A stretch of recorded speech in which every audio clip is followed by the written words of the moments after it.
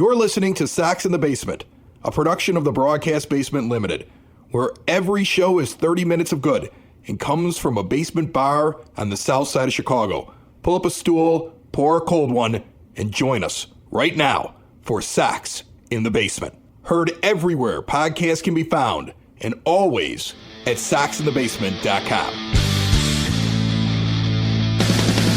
You can reach out to us at soxinthebasement.com. There's many ways to do it. You can leave a voicemail. We get lots of messages. We get people that'll just type one up and send it to me. I cannot answer all of them on the air, but I did want to read this one to start off the show. This episode of Sox in the Basement brought to you proudly by Cork and Carry at the Park, 33rd and Princeton, in the shadow of the ballpark. I will be there pregame. That's my plan on Sunday, because I'm bringing my little guy to the game because he got free tickets.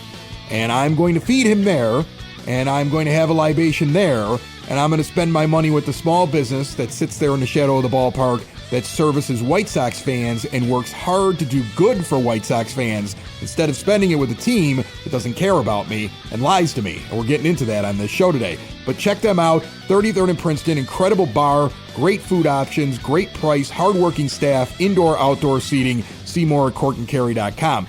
Aaron wrote me, "Good day." I love when people start off that way. Good day. I like the interesting starts to letters. Like when someone just jump in with something like almost old fashioned with a good day. 36-year Sox fan here. I'm sorry for your pain. Big fan of the show, and I'm always looking forward to the next one. Really wish you guys had a daily. I don't mean to create more work by any means, but I'm just saying it's a struggle, I am sure, to come up with things with how this bleep show of a season is going, but keep up the good work. Like, he starts off with good day, and then he's got a curse word in the middle of it. So he's everywhere, but I love it. Well, yeah, you go from polite to angry to to contrite. I mean, that's really, he's running the gamut of White Sox fan emotions right now, because I think we all want to be like, polite to each other, but at some point we all just got to cuss. Right, we're just angry. I always look forward to Monday, knowing that I have the Saturday episode to listen to for the start of the week. Appreciate you guys and what you do. Signed, Aaron, who I responded back to because I try to respond back when everybody sends me stuff. Like, if you send stuff in, I try to respond back unless I know I'm going to do it on an episode. But I actually responded back, and then I thought to myself, oh, well, I might as well, also talk about this, because I just wrote back thanks, talked a little bit about Kansas City, because he's a White Sox fan living in Kansas City, where some of the worst baseball fans in the world reside. I was in Kansas City one time. They have this incredible brewery there, not Boulevard. Boulevard's incredible. They have another one there that is constantly slipping my mind. That's on the outskirts of Kansas City, in which the brewing is done in a cave underground. This is like the second... You've talked about this place before. This is like the second oldest brewery in the country behind Yuengling by like 1 year. Like, of all active breweries, this is the second longest active brewery in the country. But everything is brewed underground, and the tap room is underground. Like, you go down under the earth several stories into like this full bar that's just dug into the ground. It's the coolest thing in the world. It's like you're going down a mine shaft and then suddenly you're in a bar. It's just the neatest place. And I was in there one time while the Royals were playing well, like they have been for the majority of this year. And I want to say that I was talking to somebody and I made some comment about Bruce Chen. And Bruce Chen playing for the Royals, the pitcher, remember him? Oh, yeah, I remember Bruce Chen, notorious White Sox killer like the rest of the American League. Exactly. Like, I remember Bruce Chen, and I know he's a notorious White Sox killer, and I'm talking to 3 Royals fans, and they are wearing brand new, crisp, I want to say it wasn't the year that they won the World Series, but the year before when they won the pennant. Oh, yeah, okay. And they are wearing brand new hats. They've got their Royals jerseys on. They're feeling good about themselves. And I mentioned Bruce Chen, and one guy looks at the other guy and goes, "Bruce Chen played for the Royals?" And the other guy goes, "I don't know." They have no idea. How do you not know? They don't know what they're rooting for out there. I mean, I've gone to games there, and there are more people like standing away from where you could see it, like in that center field area. Like, I mean, if you bring a kid there, they're just at a playground in the back, the way I remember it, right? Like, they don't even have the ability to really watch the game like you do if you go up to the kids zone at the rate. So, I mean, they are like a fan base that every time that I engage them, they always shock me with how little they know about their team. Like my former father-in-law, I remember they won the World Series. We were coming back from a trip, and he was watching the kids, and we get back from a trip, and he tells me that morning he's going out to get a hat. And I'm like, well, yeah, you should go get a hat. What the heck? I mean, you go out and get a World Series hat. The moment you get, he's like, oh yeah, I'm going and getting a hat. He's like all excited about it. Big Royals fan, this guy. Comes back with just a regular Royals hat. Wait, what? Yeah, because he didn't have one, because he's a fair weather fan. I hate their fan base. I feel bad for Aaron out there in Kansas City dealing with Royals fans. But then again, does he really need to deal with them? Because they just kind of sink back into the background. They're like NPCs of the baseball world. That's what they are. In case you're wondering, Bruce Chen spent 6 years as a Kansas City Royal. That's 6 full seasons. They're the worst fan base. Anyway, Aaron did invite me to come out and have barbecue. And if I were to ever go to Kansas City again, I don't know why I would, I will definitely take Aaron up on it. All right, let's get to another guy with Kansas City ties who planned the whole show for me, and that's Chris Getz. And I want to thank him for that, because as Aaron pointed out, it's really hard to put together shows. And Chris Getz decided to talk to the hardworking Chicago beat reporters. And let me tell you something right now. I love the way that the beat reporters following the team wrote his quotes, because they were detailed. I've had conversations in the past with James Fegan. I've had conversations in the past with Scott Merkin. I've talked to several guys on that beat over the years. A lot of them, when they really want the fans to get the feel for the quote, they're not going to write, Chris Getz said something stupid, listen to this. What they're going to do is make sure they write it just perfectly. They're going to get the nuances of the quote because they want you to feel the stupidity coming off the quote. They're not going to get involved. They're not going to sit there and say, like, this was a terrible quote or how could he say that? They're just going to report it. But sometimes they just throw the nugget out there because they know that this is ridiculous what's just been said, and you need to get everything, every comma, every exclamation point. Every part of this quote has to be out there for you to absorb. And I noticed that when they were all tweeting it, they were all really close. Like sometimes you see something get said and they're all just a little off. They were all really close. That is a beat that is tired of listening to garbage, and they're making sure you see the garbage. Here's the quote in its entirety. I'll pick one of them. I'm going to go with Merkin. Merkin had it perfectly. Merkin's got Getz talking about the amount of losses this season. He says, if you would have told me we were going to end up flirting with the record, which is the worst, I don't know if that's the most losses, which is the Mets thing, or the worst win percentage, which is the Philadelphia A's. I think he's talking about the number of losses. That seems to be what most people are focused on. Right, everybody's focused on that, but you're one game off the pace for the worst winning percentage in the history of baseball, in the entire modern era. You're one game off, and only because you have a win where the Philadelphia A's had a tie. So you're a half game off. You're a half game off the pace for something even worse than the most losses, which is insane to me. Here's Getz. If you would have told me we were going to end up flirting with the record, I would have been a little surprised. You're not flirting, Chris. You're not. You're kicking down the door and you're walking in bare-chested. Now, if you would have told me prior to the year that we would have ended up with over 100 losses, 105, 110, I wouldn't have been as surprised. See how exact that quote is? That is to make sure they want you to see the whole thing the way it was said right there. And the reason they want you to see it is because all these beat reporters had to sit there and listen to Chris Getz talk about how they were probably a 500 team, how he hated his team and he was building it differently. They had to listen to Jerry Reinsdorf walk out and tell them all how Getz was being hired because it would be a quicker turnaround. You had Getz selling in spring training. This was going to be a very different team. Him and Pedro telling you, we're going to be competitive. We may not win the division, but we're going to be different. And now what he's telling you is, you're all a bunch of fools. We always knew we were going to be bad and lose more than 100 games. We always knew we were going to do that. Thanks for the money, season ticket holders, and all of you fools who fell for our garbage in spring training. I mean, when they get to Sox Fest, if they actually do it, because these cowards are probably canceling it. Remember they said they were going to bring it back? When they get back, nobody should let them off the hook in any of those symposiums. If they say something positive, the first response back by a fan standing at the microphone, or if that fan walks away, the next fan there, your responsibility is to say, but you lied to us in spring training in the offseason last year, and then at the end of the season, you told us, I wouldn't be surprised if we lost 100 or 105 or 110. There will be no symposiums of White Sox general manager Chris Getz out in front of the public or even speaking. Nobody from the team will actually be at a Sox Fest if they throw one. You understand that, right? The best we're going to get is Southpaw. Like that's the highest ranking team representative that they will put at Sox Fest. And he doesn't talk.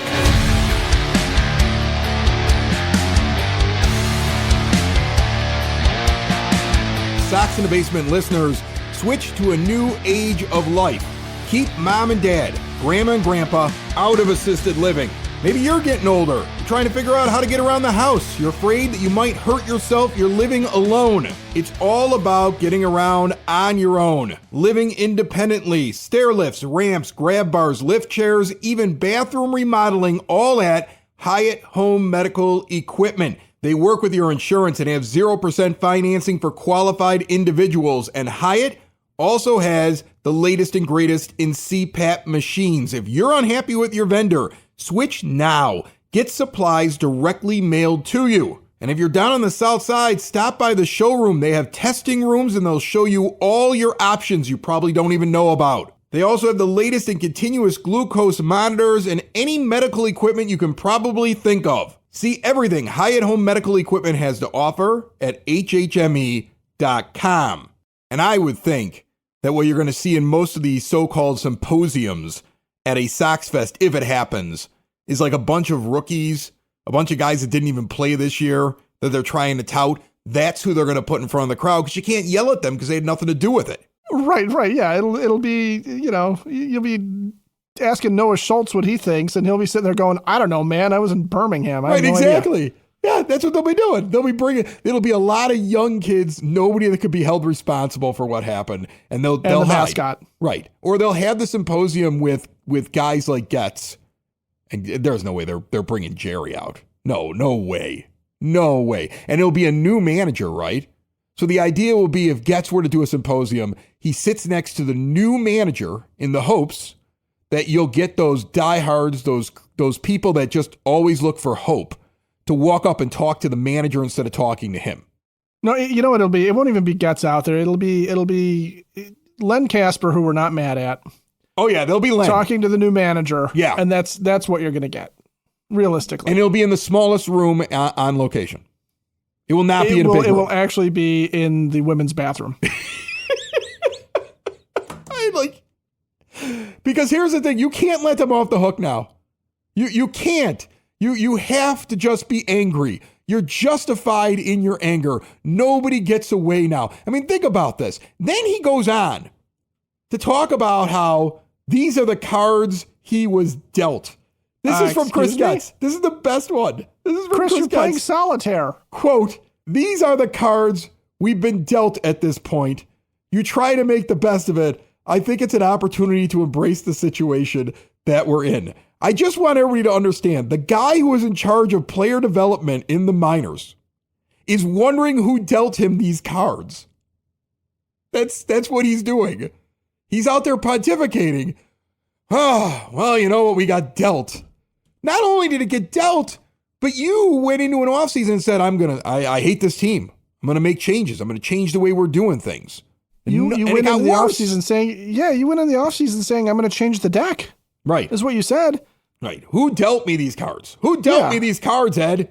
Well, it's not our fault if you're going to play solitaire, but you're going to leave the Joker and the instructions on how to play canasta in there. I mean, that's what's going to end up happening. And for Getz, this is a guy who I think is proving more and more that at a minimum from the how to deal with the Sox fans perspective and how to deal with the media perspective, he's in way over his head.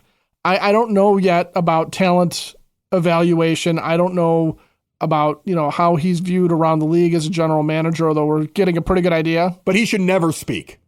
He really shouldn't, because every time he talks, he either paints himself into a corner like he did by saying that, we're going to, I don't like my team. I'm going to make these changes. We're going to be competitive in 2025.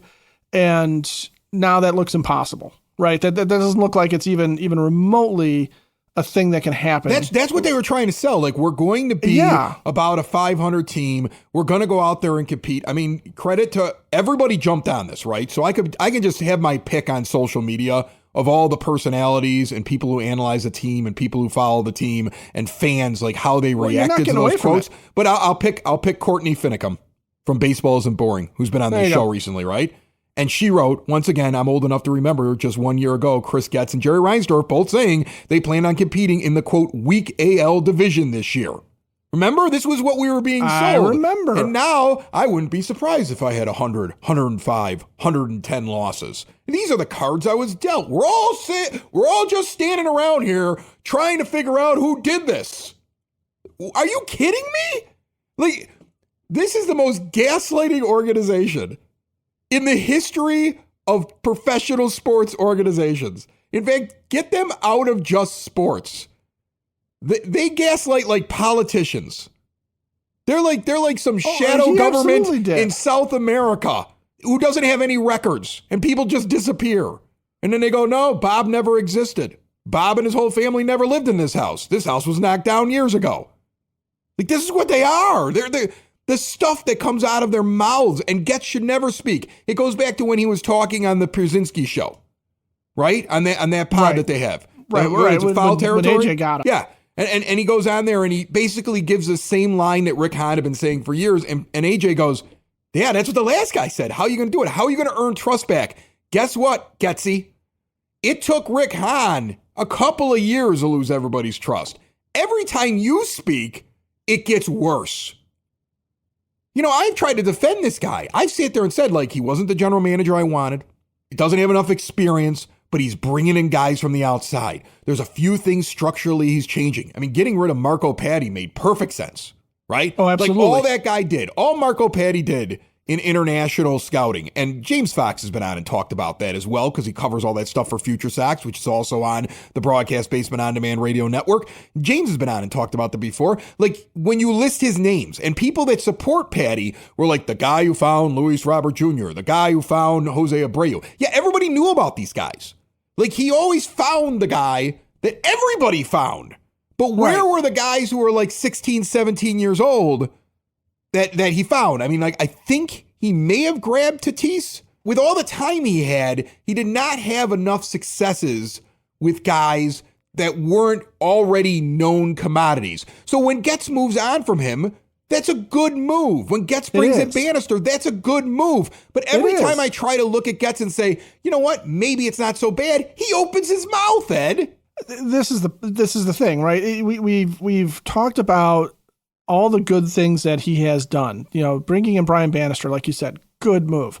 Marco Patti, you and I have talked about this. I know I've talked about it a number of times over the course of discussing how do you rebuild a team on this show. That one of the things that the Sox have failed at is that they always push their chips in on the one big name international guy instead of, you know, scouring and picking up all these extra players, all these guys that end up filling out your farm system and becoming what you sustain off of. It's not just done through the draft. And their currency. They're either something that shows up or they become currency. Absolutely. They become currency. Exactly. That's what your farm system is. And, you know, it's been such a losing effort for so long on that regard. I mean, 2016 is now a long time ago to have torn it down to the studs and rebuilt a farm system that never made it to the top 10. You know, and when it was at its peak, it was because of Luis Robert Jr. or Yohan Moncada or the obvious guys, right? So Chris Getz still has to show that he can do more than the obvious guys. But the problem with Chris Getz, that he is going to not be able to get past, it just doesn't matter about the talent development, the scouting, the money you spend, how good you are making trades, all of that stuff. The talent evaluation is somewhat secondary at this point to a very, very sensitive and very savvy White Sox fan base who has been spoon-fed. And I'm talking serving spoons, like the ones you use on the other side of the salad tongs, maybe even the forks, maybe even grapefruit spoons because they're jagged. But we have been shoveled loads and loads and loads of fecal matter from this team for years now that Chris, you cannot, and I mean Getz, not Lanuti, but both Chris's, anybody named Chris who's listening to my voice right now, you cannot, if you're the general manager of the White Sox, you cannot go out and either blow sunshine at us or say stuff like these are the cards we've been dealt, or, any of the stuff that he said, any of the dribble that's coming out of his mouth. You just can't do it.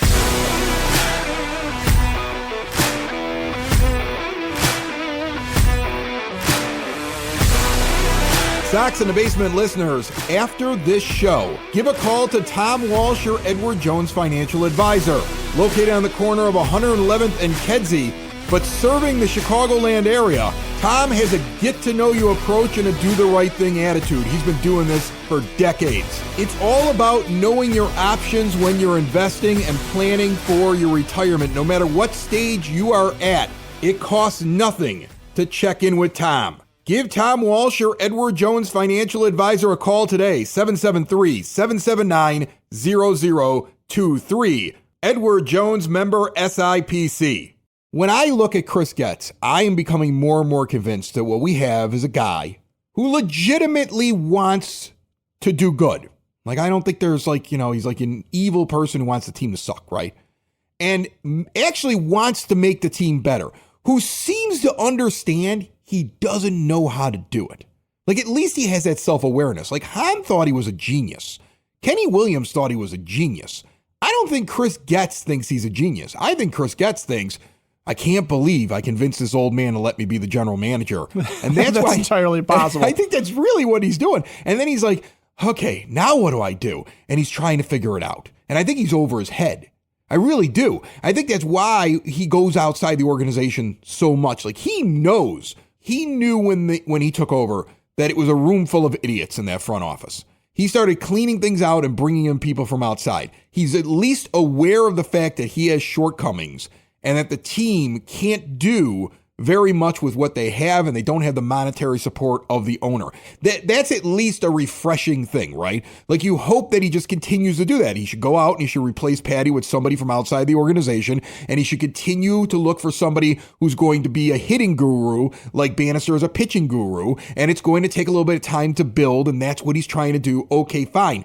But the problem is, then he sits down and he tries to come off as, I knew it all along, or don't worry, I'm in control. And when he does that, he comes across poorly. Like, I've known people in my life who just tell stories.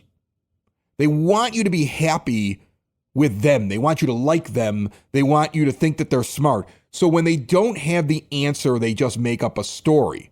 They're essentially lying. And he feels like the kind of guy who forgets what he told you the last time he interacted with you. Like, as if he forgot that he did all that in spring training. Because there's so much BS that gets sprinkled in there to try to make it look like he isn't in over his head.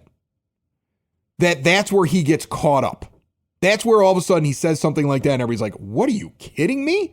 Or maybe he just needs to have somebody sit down with him and be like, Getsy, it's time to take like a public speaking class and maybe learn a little bit about public relations. Because some of the stuff that you're saying contradicts messages put out by the team, and everybody's going to remember that. Because he's not existing in a vacuum anymore. Like, a Chris Getz maybe survives and doesn't get called out as much 20 years ago before the blogging and the podcasting space opens.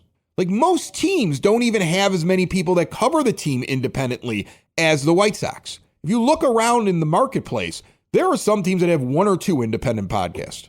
We have so many of them right now, it's ridiculous. It makes absolutely no sense. There's a ridiculous amount of people that are giving opinions, and we're part of it, and are covering the team. Now, we do that because local media has always just disappeared covering the White Sox during the offseason, put the Cubs in front of the White Sox overall.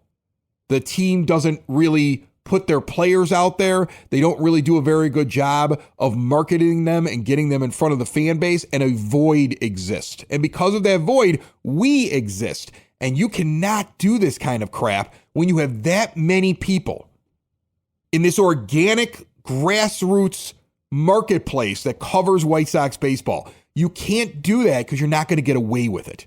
You might have been able to get away with it 20, 30 years ago when it was a small pool of beat reporters and they had till the next day to write their story, and you could catch up to them later and try to clarify before the story went to print. And it was just the broadcasters that were on the 10 o'clock news, and maybe you had a 6 p.m. local as well. And the radio stations weren't immediately live feeding in your press conferences and your stuff. You had to wait. You had to wait for the clip.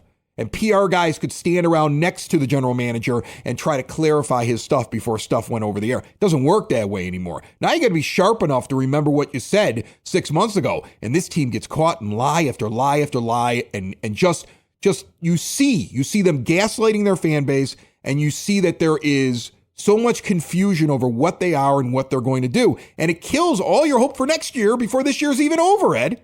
Well, here, I agree with you. You can't get away with it anymore, as you described. But this team has been so full of it that I don't think they could have gotten away with it 20, 30 years ago. I don't think Chris Getz gets away with coming out in spring training and declaring his team as, new and improved and going to try and compete. And we're really going to be competitive next year. We know this year's not going to be, it's going to be rocky, but it's not going to be terrible. I mean, if you come out in spring training this year and you say, look, I have no idea what we've got right now, and this could be something that we could catch some lightning in a bottle and be interesting, or we could be really, really bad. And then at this point of the year, you go, yeah, well, that's the cards we've been dealt. Turns out everything went really, really bad. So it sucks and I got a lot of work to do. You do that. That's all you had to do. And 20, 30 years ago, now, 1955, I don't care when it is, everyone sits there and goes, yeah, fair play to Chris Getz. At least he's self-aware and he understands that this was a bad year. This is a bad team and he's got a lot of work to do. Okay. But, going through and trying to, like you say, tell a story, make yourself sound like one of us, make yourself sound like, tell us what we want to hear so we think you're cool.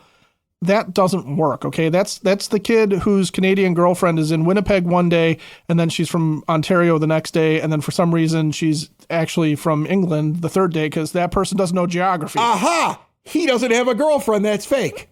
Exactly. You don't have a fake girlfriend. That's why I keep a database of everything I say about my fake girlfriend, so I can just that's what I do. You have been remarkably consistent over the years. You just get the pictures wrong from time to time. Your Photoshop skills are terrible, my friend. That's where we are, right? These are the cards that we've been dealt. Is we've got a team that doesn't respect their fans. Right now, we've got a general manager who I think wants the fans' respect, but doesn't know how to get it. Doesn't know what to do when he's not sitting at home plate and getting a 2-out RBI double to get us behind him. Because tell the truth. What he should have said was, look, I got in here. I felt like there were certain things that we needed to address. I tried to address them. It didn't work out. And that's why the manager isn't here anymore. And that's why we're making changes as quickly as we can.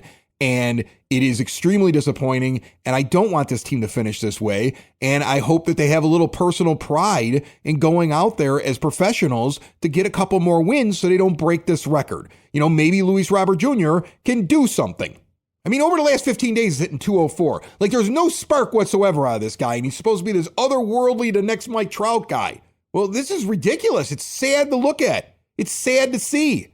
And what are you doing with these infielders? Like, what are you doing with all of them? They're all terrible. Ramos comes up, and you wait forever to get him in there. I don't understand it.